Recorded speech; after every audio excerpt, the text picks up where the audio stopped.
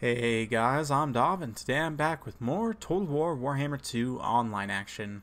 We're here today with the Tomb Kings, going to be taking on the Warriors of Chaos, so let's go ahead and jump straight to the army compositions. So, for my general, I do have Settra the Imperishable here, on a horse, which apparently, according to Loremaster Sotek, is not super lore friendly, but in terms of gameplay mechanics, it's awesome because he keeps his armor-piercing anti-large halberd. He has got 80 armor, 76 speed. Being on a horse, he's pretty slippery.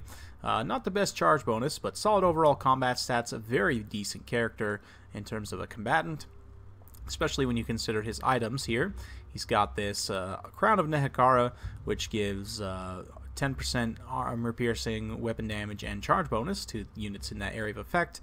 He's also got the Lore of Nehekara, which we've seen before. So Joff's Incantation of Cursed Blades and Incantation of Protection are going to be the spells I've got here. Blessed Blade of Tra. It's also a very strong item. It applies the blinded effect, which is minus 26 melee attack, 27 melee defense, and 40% accuracy. Also gives him fire damage. Very, very strong at dueling other characters or fighting elite tier units because you're going to be debuffing their stats by quite a bit.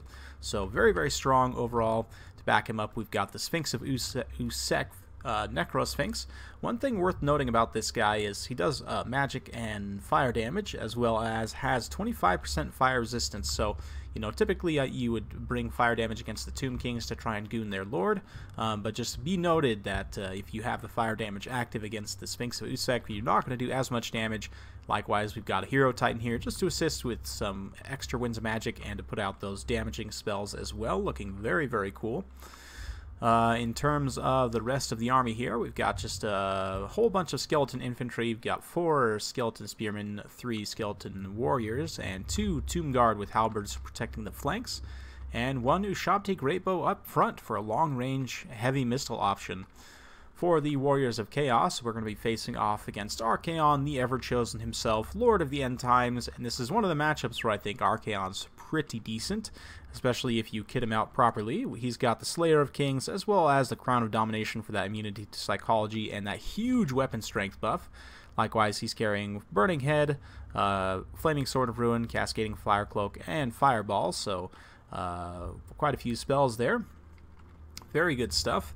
The rest of the army, he's got 3 Chaos Marauders up front with 2 Chaos Warriors with Threapens, a single Chosen with Halberd, and 1 unit of Aspiring Champions. We've also got some Forsaken here, a Dragon Ogre Shaggoth, 1 unit of Chaos Knights with Lances, and some Chaos Poison Warhounds. So a very nice balanced Chaos army. Let's go ahead and kick things into full gear, and we'll watch what unfolds. I say balanced, he doesn't actually have any Marauder Horsemen, which I guess would make this truly balanced, but overall, very solid army. There's some really nice elements here. I mean, the Chaos Knights with Lances can crush pretty much any Tomb King's infantry in the right situation. Archaon's very strong here. The Shaggoth obviously is going to be very strong. Chosen with Halberds, you can see I'm focusing them with my Ushabti Greatbows just because they're a very strong unit. So far, we haven't actually taken down any unit models, but they are taking quite a bit of HP damage so far, so that's pretty nice for me.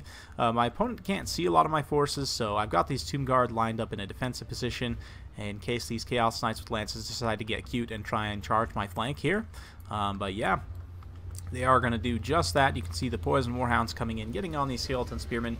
They'll do pretty decently, but the Chaos Knights also coming in here, and I'm immediately going to activate the Tomb Guard and push them out of the woods here and get on these Chaos Knights. Archaon himself also coming in here. We're going to drop the Bound Spirit Leech from the Hero Titan and start to path it over into this direction. You can see the Chaos Knights didn't take that much damage there, but a few of the unit models are going to get dragged down by these Tomb Guard here. So pretty nice pick for me. Meanwhile, all across the mainline fight, the Marauders are getting in a little bit ahead of the Chaos Warriors, which means we're going to have a little bit of time to monster mash them here with the Sphinx of Usek. And he's hopefully going to be able to terrify away these Marauders before the mainline engagement really gets too heated. These forces over here not really being threatened too much. The Forsaken's kind of being held in reserve at this point, as is Settra himself. But you can see over here we're just pathing through these skeletons. Looks like Archaon's unleashing a Burning Head right down the line.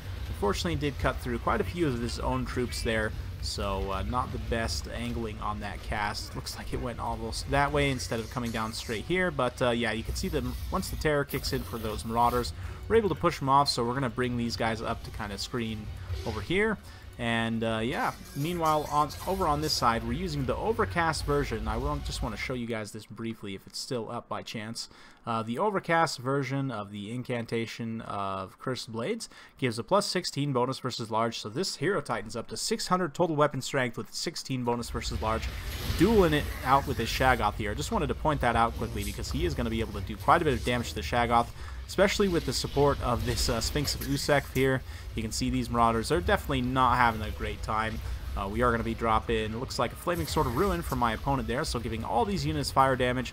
Very good stuff considering that Settra himself is here. But Settra's wanting to go after Archaon, so I popped the physical resistance, not remembering that Archaon actually does do magic damage baseline. And of course, with the Flaming Sword of Ruin, he'll do fire and magic damage, but we did pop the item on Settra just to debuff Archaon's combat stats. It's a little hard to see in here, but once Settra does hit him, he'll get that blind effect. Looks like actually may have worn off already. But again, just using that Overcast incantation of Cursed Blades to help this Hero Titan here in this fight against the Shaggoth. You know, obviously the extra weapon damage and especially the bonus versus large will be very key here. Meanwhile, Settra and the Necrosphinx just trying their best to finish off Archaon here. He actually pulled back and has taken a ton of damage.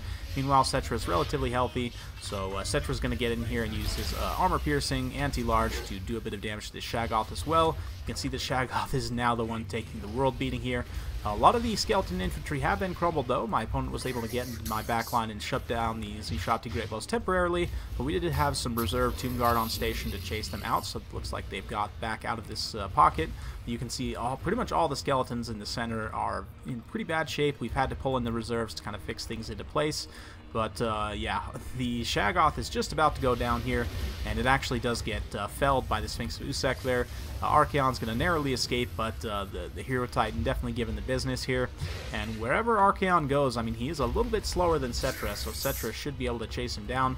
We're going to get Settra loose out of this kind of blob here. You can see the Chosen with Halberds, they haven't managed to get an XP chevron through the course of the battle, but now, being very tattered and alone, they're going to get terrified by all these big scary constructs here. Meanwhile, Settra, I'm not sure 100% where he got off to. It looks like he's going to be going for one final duel with the Archaon, but seeing as he's just cast the Flaming Sword of Ruin, I'm going to go ahead and bail on that duel and come back towards the lines here and just let the Tomb Guard finish things off with the Sphinx of Usek and so on. So yeah, at this point it's pretty much going to be army losses for the Forces of Chaos. Just a few more seconds on the battle. We'll get some cinematic action as the aspiring champions fight these Tomb Guard and the skeleton infantry in the pits. And here comes the Hero Titan, definitely going to be laying down the law with its massive scales here. And that'll be game. So well played to my opponent. Hope you guys enjoyed watching that battle. It was definitely a lot of fun to play. It's an interesting matchup, Chaos versus the Tomb Kings. I think it's probably one of the toughest matchups for the Tomb Kings. But in this particular build, you know, I was able to goon the Shaggoth pretty effectively. It still did get some good work done, managed to pick up an XP chevron, as did the Chosen with Halberds. But we were able to keep the Sphinx of Usek and the Hero Titan alive just by spamming those cheap spells with Settra. And the Overcast Cursed Blades there especially was very helpful in having the Hero Titan kind of 1v1 that Shaggoth. With that incantation of Cursed Blades, the Hero Titan pretty much can 1v1 with the Shaggoth, so ended up working out in my favor. Likewise, these Tomb Guard managed to get an XP chevron from helping deal with the Chaos Knights with Lances, who themselves got 62 kills, 109 on these Chaos Warriors, 105 there on the Forsaken. So you can see he definitely was able to chop through a lot of my skeletons, just didn't quite have enough stopping power to take down this kind of elite goon squad here. So well played to my opponent. It's a very fun matchup.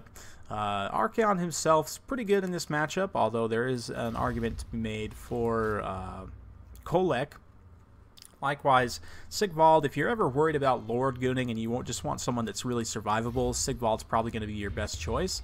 But, you know, Archaon and the Healing Tomb Blade is pretty common, but honestly I think Settra is a really nice kind of counter-meta pick because he has that armor-piercing anti-large in melee here. If we go ahead and take a look, depending on the mount choice you take him on.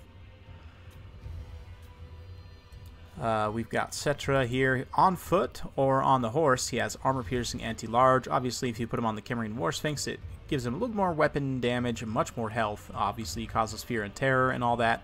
but he does cause anti-infantry rather than anti-large. Same with the chariot, which also does anti-infantry rather than anti-large.